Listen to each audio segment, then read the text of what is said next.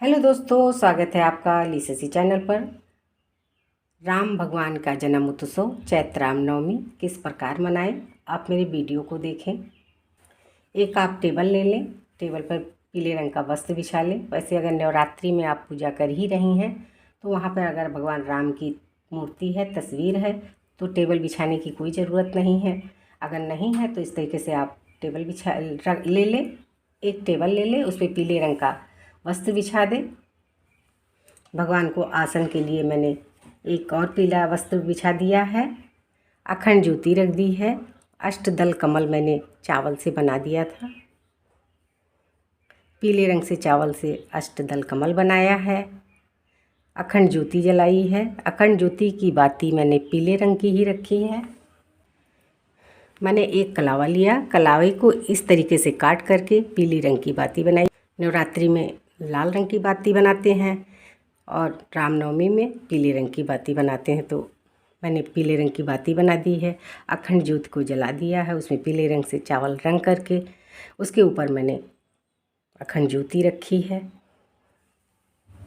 अब आप एक आसन ले लें, आसन पे ही बैठें, खुले सर से पूजा ना करें। पूजा के छोटे छोटे नियम हैं, उसको ज़रूर आप पालन करें। हर घरों में नवमी की पूजा की जाती है, तो आपने नवरात्रि की जैसे पूजा कर लिया, हवन कर लिया। हवन करने के बाद आप थोड़ा सा तुलसी दल डाल करके अपने मुख में और जल पी लें कि हमने नवरात्रि का व्रत तोड़ दिया। अब इसके बाद आप क्या करें, हाथ में ऐसे पुष्प लें, थोड़ा सा जल लें इस तरीके से और दक्षिणा लें। फिर इसके बाद संकल्प करें भगवान राम के आगे कि प्रभु, आज हम आपका चैत्र रामनवमी व्रत करने का संकल्प लेती हूँ।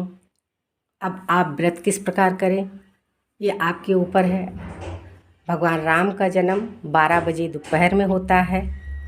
जन्म होने के बाद अगर आप अन्न ग्रहण करना चाहती हैं तो उसे कर लें, नहीं तो पूरे दिन अगर आप व्रत करना चाहती हैं तो पूरे दिन व्रत करें। व्रत करने की मर्जी आपकी है, आप जिस तरीके से व्रत करना चाहें, लेकिन अगर चैत्र रामनवमी का व्रत करती हैं तो संकल्प जरूर लें। भगवान राम का जन्म करेक्ट घड़ी के देखे 12 बजे होता है। जैसे 12 बजता है उस तरीके से घर में थाली बजा दें। इस तरीके से थाली बजाने के बाद भगवान राम का जन्म हो गया। अब इसके बाद एक थाली ले लें। थाली में आपके घर अगर मूर्ति है तो मूर्ति की पूजा करें, अगर आपके घर तस्वीर है तो आप तस्वीर की पूजा करें। राम दरबार हर हिंदुओं के घर में होना चाहिए। हम ये अयोध्या से लेकर के आए थे। अयोध्या में भगवान रामचंद्र जी का जन्म उत्सव बहुत हर्षोल्लास से मनाया जाता है। हर रामनवमी में हम अयोध्या जाते हैं। अब हम पंचामृत से भगवान को स्नान कराएंगे। आप देखें पंचामृत में क्या क्या चीज़ें पड़ती हैं। मैंने दही ले ली है, तुलसी दल डाल दिया है। भगवान राम को तुलसी बहुत प्रिय है, इसलिए तुलसी दल डाला है। अब हम ये गाय का दूध लेंगे, इसमें दूध डाल देंगे।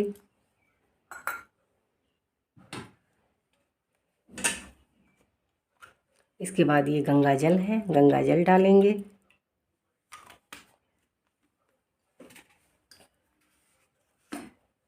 थोड़ा सा शहद डाल देंगे। 5 चीज़ों से पंचामृत तैयार होता है। ये शहद है। इसके बाद मिश्री डाल देंगे, ये मिश्री है। अब भगवान राम को हम स्नान कराएंगे, अभिषेक करेंगे भगवान राम का। जब भी आप भगवान को नहलाती हैं तो पहले पानी से नहलाएं। ये गंगा जल है।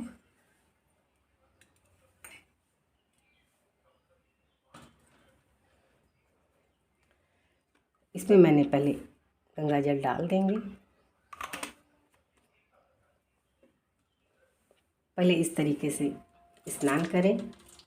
सीताराम सीताराम सीताराम सीताराम सीताराम सीताराम। ये मेरे हनुमान जी बैठे हुए हैं। राम की सेवा में भगवान हनुमान जी बैठे हुए हैं। इसके बाद अब पंचामृत से स्नान कराएंगे। सीताराम सीताराम सीताराम सीताराम सीताराम सीताराम सीताराम सीताराम सीताराम सीताराम। इसके बाद जल से स्नान कराएंगे। हनुमान जी को भी।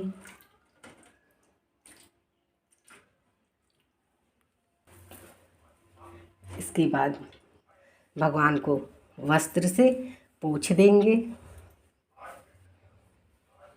इस तरीके से। राम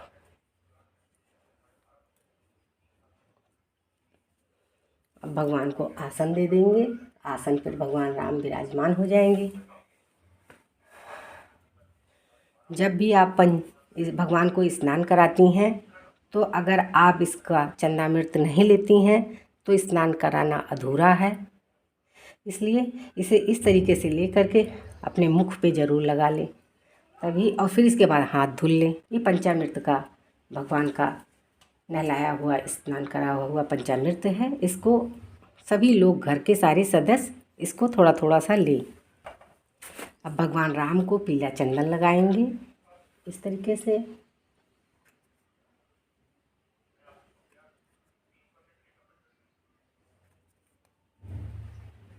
लक्ष्मण को भी, हनुमान जी को भी लगा देंगे। माता जी को रोली लगा देंगे।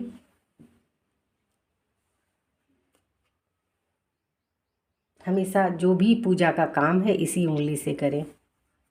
वो सूखा पीला चंदन था, ये गीला पीला चंदन लगा देंगे।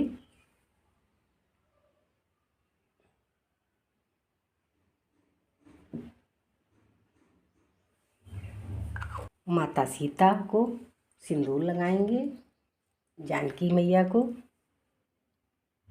जगत की जननी को। फिर इसके बाद राम भगवान को जनेऊ पहनाएंगे।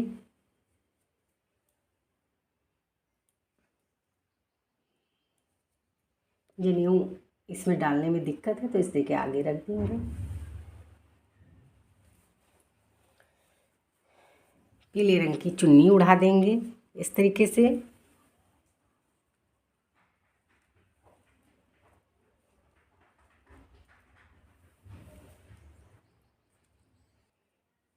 भगवान हनुमान को लाल रंग का उपवस्त्र पहना देंगे।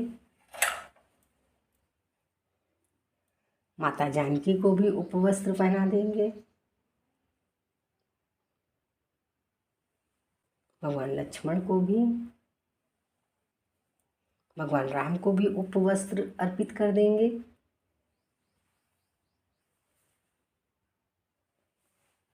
अब पुष्प समर्पित करेंगे।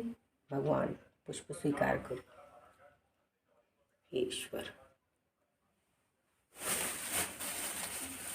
माता जानकी को लाल पुष्प अर्पित करेंगे।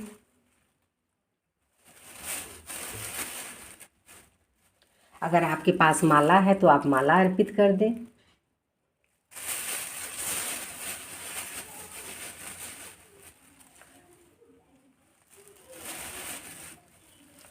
इस तरीके से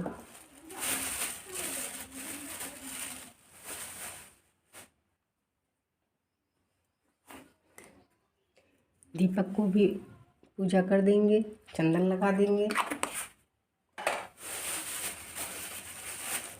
पुष्प अर्पित कर देंगे।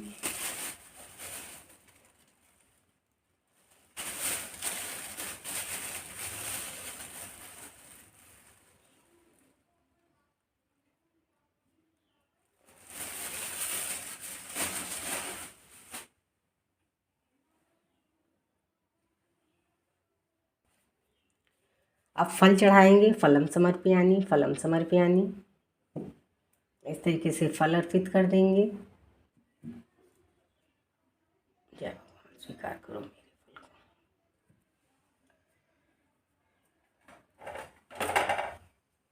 माता जानकी को भी जय।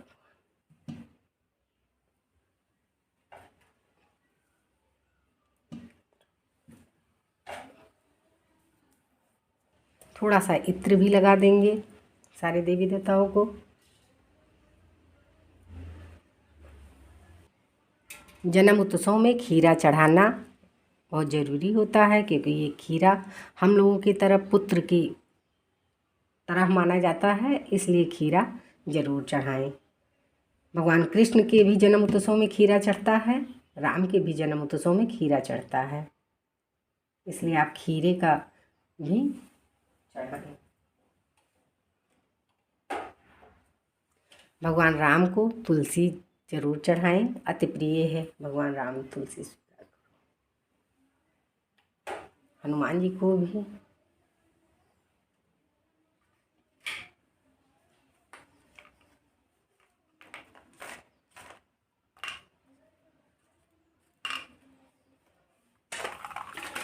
पान, लौंग, इलायची भगवान को समर्पित करेंगे। तांबूलम समर्पयानि, तांबूलम समर्पयानि, तांबूलम समर्पयानि, इस तरीके से।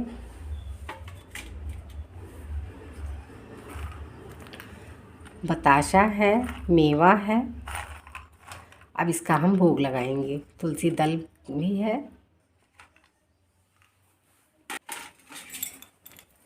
जब भी आप भोग लगाएं तो घंटी बजाते हुए ही भोग लगाएं। भगवान भोग स्वीकार करो, श्री राम भोग को स्वीकार करो, माता जानकी मेरे भोग को स्वीकार करो, राम भक्त हनुमान मेरे भोग को स्वीकार करो, भोग स्वीकार करो।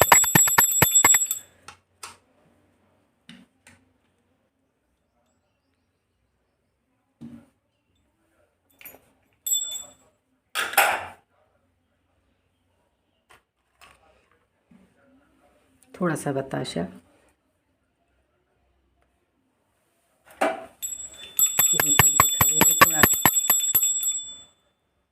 धूप दिखा देंगे, दीपक की भी पूजा कर लेंगे। इस तरीके से ग्रंथ की भी पूजा कर लेंगे, रामायण ग्रंथ की।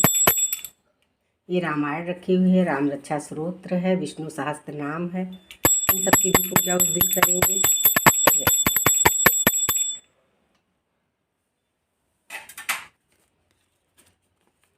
दक्षिणा अर्पित कर देंगे।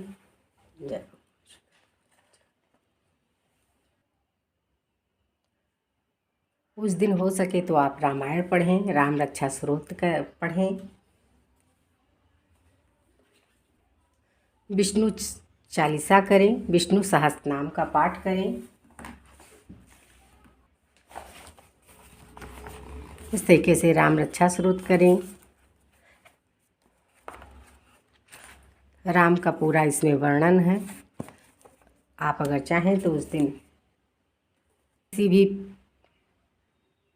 पाठ को कर सकती हैं, चाहे आप राम रक्षा स्तोत्र करें, चाहे सुंदरकांड पढ़ें, चाहे रामायण पढ़ें।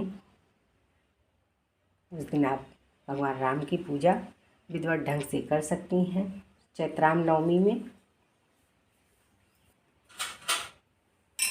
जब भी आप आरती करें तो इस तरीके से आरती कपूर की करें, घी की करें, ये आपके ऊपर है। फिर इसे जल को ऐसे घुमा लें, क्योंकि ये पता नहीं कितने लोगों के हाथ से लग कर के आता है, इसलिए इसको हम शुद्ध।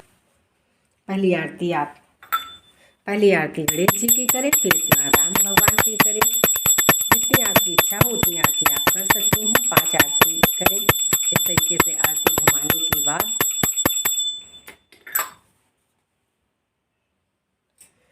फिर आप आरती को ठंडा करें। ठंडा करने के बाद इस तरीके से फिर भगवान सारे देवी देवताओं को, उपस्थित सारे देवी देवताओं को इस तरीके से आरती को दिखा दें आप।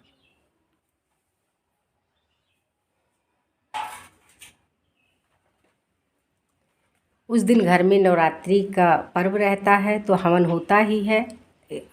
आप छोटा सा हवन भगवान राम के लिए अगर करना चाहते हैं, गूगल से कंडे के ऊपर गूगल डाल करके भगवान राम के नाम की भी आहुति आप दे सकती हैं। जन्म हो भगवान राम का हवन जन्म उत्सव के बाद होगा, क्योंकि बिना उनका जब जन्म उत्सव मना लिया जाता है तभी हवन होता है। इसके बाद रामनवमी के दिन घर में आप ब्राह्मण बुलाएं, उनको भोजन कराएं। अगर ब्राह्मण आपके यहाँ नहीं मिलते हैं तो ब्राह्मण के लिए एक सीधा आप दान करें। ये मैं डेमो के तहत दिखा रही हूँ। आप ब्राह्मण को सीधा ज़रूर दान दें।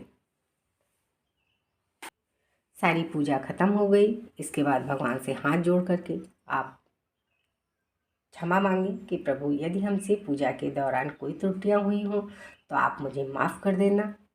इस तरीके से भगवान से क्षमा मांगते हुए भगवान से प्रार्थना करें, दीप की भी पैर छू लें। इसके बाद पूजा समाप्त हुई। अब क्या इसके बाद थोड़ा सा ऐसे जल लें, धरती पे डाल दें, ज़मीन पर डाल दें, जिस आसन पे बैठे हैं उसके नीचे डाल करके फिर उसको मस्तक पर लगाएं, दोनों आँखों पर लगाएं। फिर आसन देवता से क्षमा मांगें, क्योंकि अगर आप इस तरीके से नहीं करेंगी तो आपके पूजा का फल इंद्र देवता ले लेंगे। आपको पूजा में इतना पूजा करने के बाद भी आपको कोई फल नहीं मिलेगा। तो इंद्र देवता से और आसन देवता से क्षमा मांगे कि प्रभु जय हो, आसन देवता की जय हो, इंद्र देवता की जय हो। इस तरीके से प्रार्थना करें। पूजा चैत्र रामनवमी की यही इसी प्रकार से पूजा है। आई होप कि आपको मेरी ये पूजा विधि पसंद आई होगी। अगर पसंद आती है तो प्लीज़ आप मेरे चैनल को लाइक करें, सब्सक्राइब करें। सीताराम सीताराम।